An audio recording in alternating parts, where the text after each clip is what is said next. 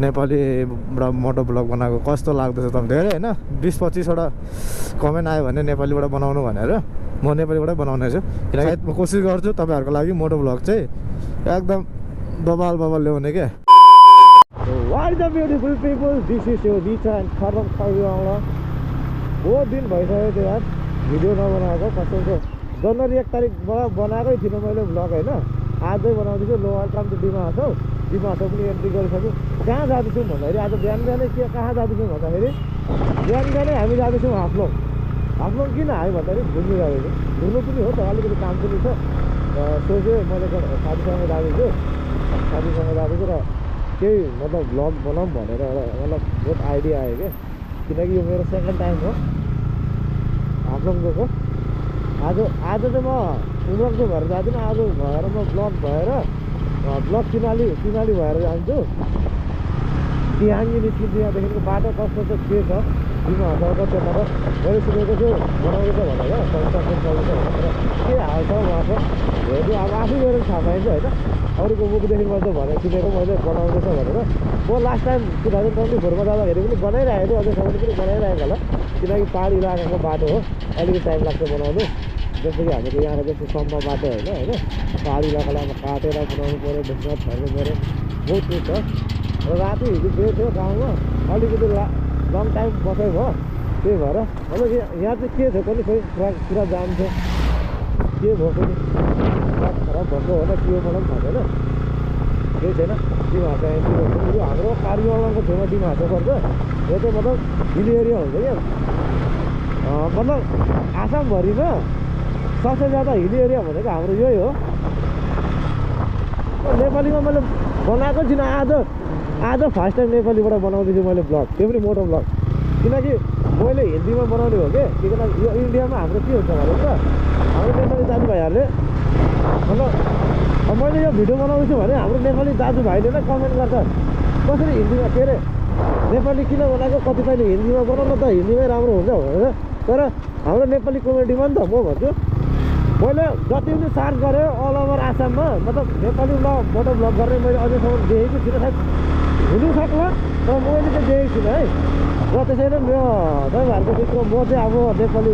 नेपालीमा मतलब बनाउने कोसिस गर्दैछु मतलब के कसो हुन्छ अहिले बनाइरहेको छु तर साउन्ड आएको छ होइन अडियो आएको छ होइन त्यो चाहिँ म जान्दिनँ होइन क्लियर कस्तो के छ चाहिँ बाटो पनि हेर्नु पर्छ बाटो हेरेर क्रस गर्नुपर्छ है अहिलेको समयमा किनकि मतलब डिमा हाउसमा यस्तो भइरहेछ क्या साथी हो मतलब एक्सिडेन्ट केसेस जोर खतरनाक बढिरहेको छ एक्सिडेन्ट केसेस कसम भनेको एक्सिडेन्ट केसेस यति छ भनेर डिमा हाउसमा मतलब अहिले रेकर्ड खोल्यो भने नि कार्बिआङभित्र आसामभित्रमा डिमा हाउसमा खतरा एक्सिडेन्ट हुने केसेस चलिरहेछ किनकि रिसेन्टली 1 महिना त होइन 20-25 दिन भयो होला हाम्रो मान्डप छेउमा खतरनाक एक्सिडेन्ट यार कसम भनेको त्यो चाहिँ एकदम राफ चलाइ हो किनकि 390 ड्युक थियो त्यसले चाहिँ खत्रै राफ चलाएको हो क्या कसम भनेको मान्छे यार अन द स्पोट डेट आएर हुडी निस्केको यार त्यो लाइभ देखेको होला नि कस्तो मान्छेले कतिपयले अब हुन्छ बाइकरको गल्ती हो त्यो बाइकरको पनि गल्ती हुँदैन होइन कतिपय मान्छेहरूले बाटो क्रस गर्दाखेरि पहिला हेरेर गर्नुपर्छ गाडी आउँदैछ कि आउँदैछ भाइ यस्तो बाटोमा त कोही पनि दबाउँछ नि यार 100-200को स्पिडमा त तर मान्छेले पनि क्रसिङ गर्ने बेलामा चाहिँ एकदम हेरेर क्रसिङ गर्नुपर्छ मै हुँ हाफ्लोङ दिनाले आइपुग्दैछु अब यहाँभन्दा अलिकति अगाडि गएर हामी लेफ्ट जानुपर्छ कसम भनेको यार बाटो खत्तम भन्छ बाटो ठिक छ बस कन्स्ट्रक्सन चल्दैछ कति 2 घन्टाको रास्ता हो तर हामीलाई लाग्नु पनि सक्छ 3 घन्टा किन भन्दाखेरि बाटोको कन्स्ट्रक्सन चल्दैछ त्यसको लागि हामीलाई 3 घन्टा पनि लाग्नु सक्छ भन्नु सक्दिनँ बाटो कस्तो छ किनकि म 2024मा जाँदाखेरि चाहिँ ठिकै थियो तिहाङ्गी उताबाट चाहिँ कन्स्ट्रक्सन चलिरहेको थियो तर मैले यसो पुगेको थियो मतलब अल डिमा हाउस राइड गर्दाखेरि तपाईँहरूले भिडियो पनि हेर्नुभयो होला त्यसमा कतिपयले हेर्नुभयो कतिपयले हेर्नु पनि भएन मलाई र मेरो बहुतजनाले के मेरो भ्युवर्सहरूले मेरै गाउँको भ्युवर्स बहुतजनाले मेरो भिडियो हेर्ने रहेछ म इन्सपायर भयो हाम्रो किनले हामी पुग्यौँ यहाँबाट हामी लेफ्ट लिन्छौँ बाटो चाहिँ यस्तो छ है बनाउँदै कन्स्ट्रक्सन चलिरहेको छ हामीलाई धुलो मेटर भएन बस यस्तो बाटो हुनु पऱ्यो होइन बाटो त यस्तो हुनु पऱ्यो हामीलाई धुलोको केही मात्र छैन हामी धुलोमै जन्मेको हो धुलोमै मर्ने हो तर बाटो चाहिँ यस्तै हुनु पऱ्यो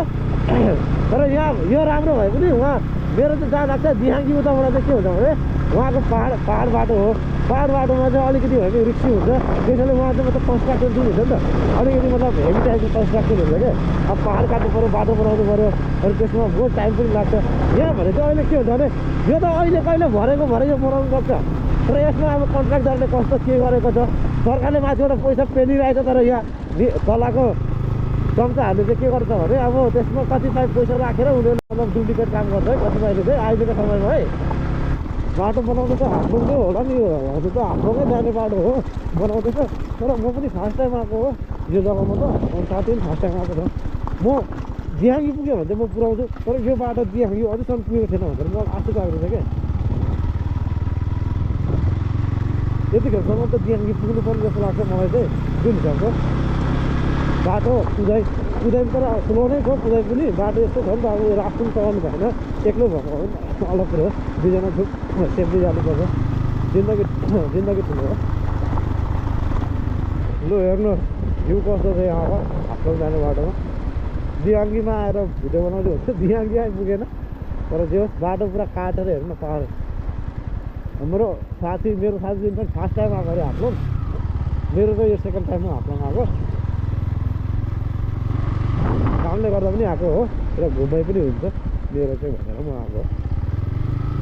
काम चाहिँ साथीको मेरो होइन हाम्रो बाइकर्सलाई वा राइडर्सलाई होइन हामीलाई केही चाहिएन यो नेचर चाहिन्छ बाँकी केही चाहिन्छ राइडर्सहरूको लागि चाहिँ यो बहुत राम्रो हो हेर्नु कस्तो मजाको लागि मतलब बाटो बनाउँदैछ आउने समयमा यो कस्तो मजा हुन्छ हाफ्लोङ जाने बाटो हेर्नु पहाड काटेर अब यो त पहाड यो पनि काट्नुपर्छ एक समयमा काट्नुपर्छ गाइस हेर्नु अब तपाईँहरूलाई हाफ्लोङको बाटोमा यो गुन्जुङ भ्यू पोइन्ट हो र हेर्नु यहाँ हाम्रोसँग के छ यसलाई के भन्छ दुर्पिन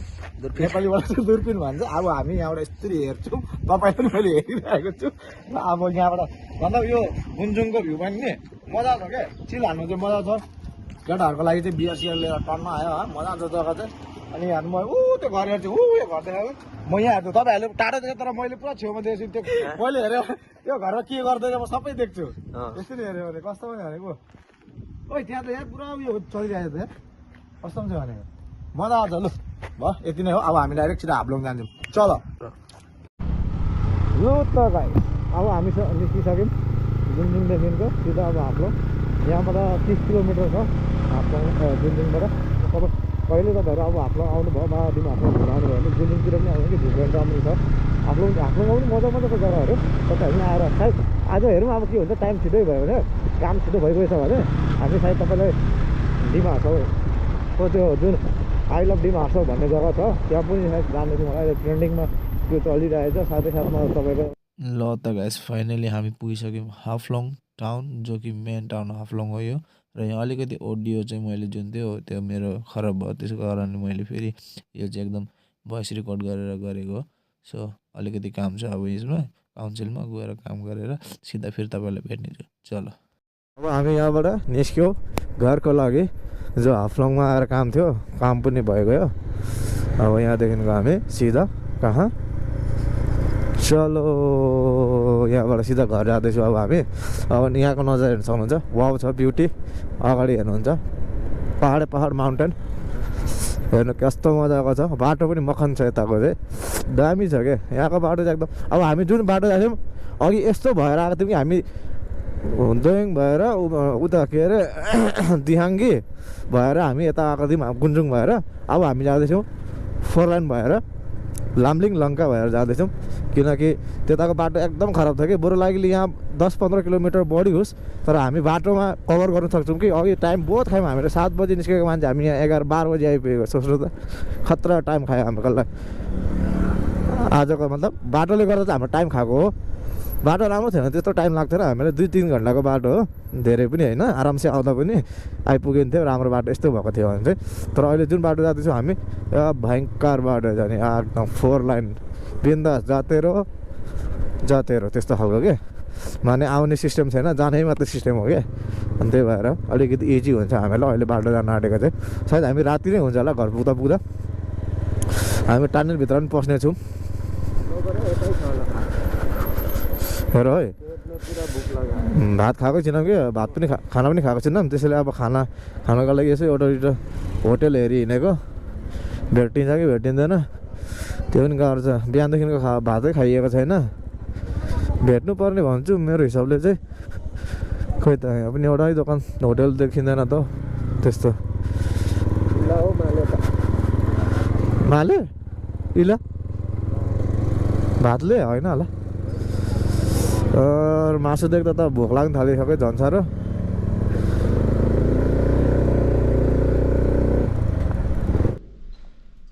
अब बिहानदेखिको भात नखाएको मान्छेले आज अब बल्ल भात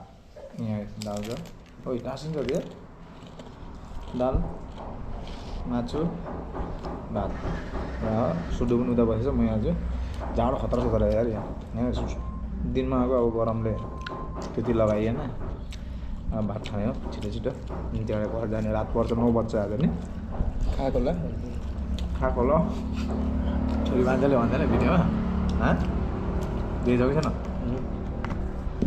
खाएको ल भन्छ नि ल खाएको ल यो के हो बोडी कि यसलाई के भन्छ कोनि बोइलिङ मजा छ मस्तै मजा छ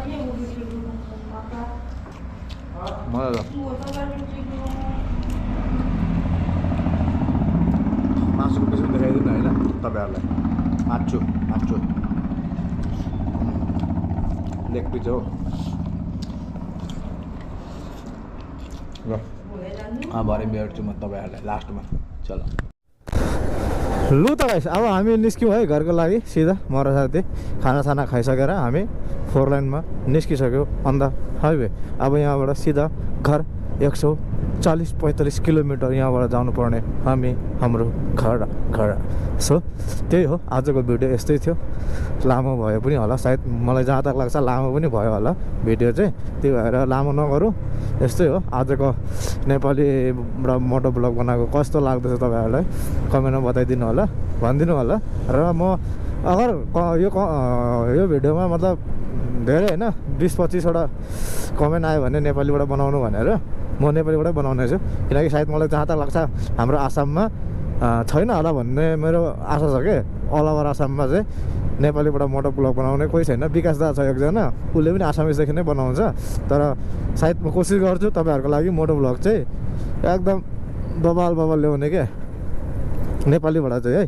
सायद मलाई जहाँ तक लाग्छ अरू त कोही छैन होला मेरो यो नजरमा चाहिँ तपाईँहरूको नजरमा कोही छ भने कमेन्टमा भनिदिनु होला मेरो नजरमा चाहिँ मैले अहिलेसम्म देखेको छुइनँ मैले बहुत साहस गरेँ पनि मैले देखेको छुइनँ नेपाली मोटो ब्लगर चाहिँ हाम्रो आसाममा नेपालीबाट यसै नर्मल ब्लग बनाउँछ होला नेपालीबाट तर मोटो ब्लग चाहिँ छैन होला कि जहाँ तक लाग्छ र त्यही थियो होइन अब धेरै हामी गलत रोगमा आयो क्या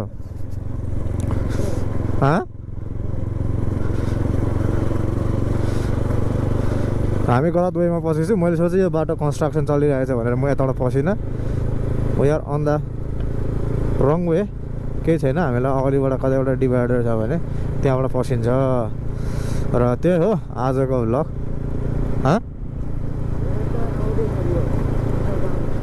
जाने बुझेँ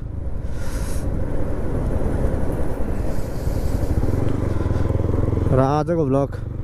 यतिमै समाप्त गरौँ होला अब राति पनि भयो होइन भ्यू पनि मजा आउँदैन अब जे छ यसमा यति नै हो र तपाईँहरूलाई अगर राम्रो लाग्यो भने सपोर्ट गरिदिनु होला माया देखाइदिनु तपाईँको भाइलाई नेपाली मोटो भ्लग गरेको ल होइन त्यस्तै हो यस्तै हो अब जति आउँछ भिडियो मोटो भ्लग मात्रै होइन अरू नर्मल भ्लग पनि नेपालीबाट सायद म बनाउने कोसिस गर्छु तपाईँहरूको लागि त तपाईँहरूले माया चाहिँ देखाइदिनु पऱ्यो हाम्रो नेपाली कम्युनिटी गोर्खा कम्युनिटी लिएर मेरो हाम्रो आसामको 30 लाखजनाको एउटा दर्दनाक कम्युनिटीले मलाई सपोर्ट गर्छ जस्तो लाग्छ तर अब के हुन्छ के हुँदैन होइन त्यो अब तपाईँहरूले नै गर्नु सक्नुहुन्छ र त्यसको यस्तै भन्दै म तपाईँहरूको सामने बाई मेरो बात यतिमै राख्छु सो भेटौँ ल अर्को भिडियोमा र आजको यस्तै छ so tata bye see you on the next video bye मेरो दोस्त